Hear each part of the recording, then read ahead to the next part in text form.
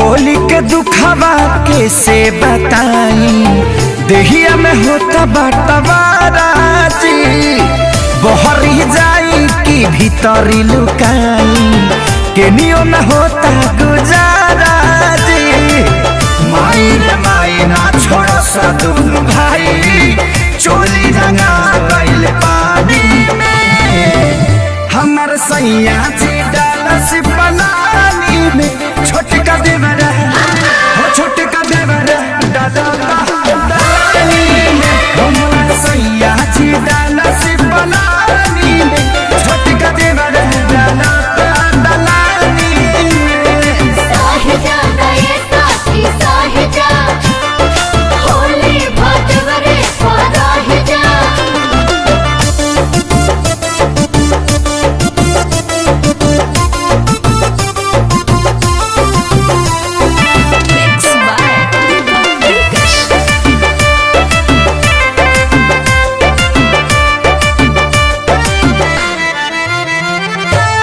दहिया मर गईनी रंगवा से भर गईनी, डबल मरद के फेरा में पड़ गईनी।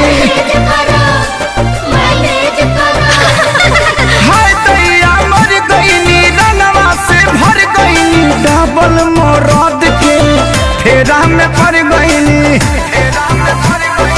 हट गईल साया भरे न पाया, दाग लगा देले बड़े साजवानी में, हमर सैया जी डालस पलानी में, छोटका देवर छोटका देवर डालानी में, हमर सैया जी डालस पलानी में, छोटका देवर डालानी में।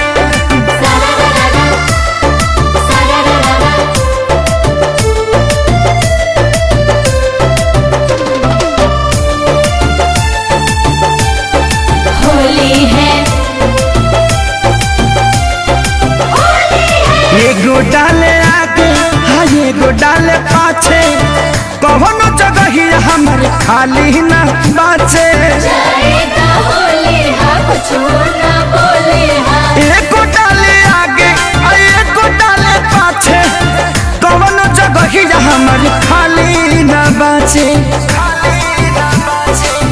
माने न पवन कहीं न जावन, खेसरिया के चलते बानी हानि में, हमर सैया जी डालस पलानी में, छोटका देवर हो छोटका देवर डालेला बखानी में, हमर सैया जी डालस पलानी में, छोटका देवर डालानी में।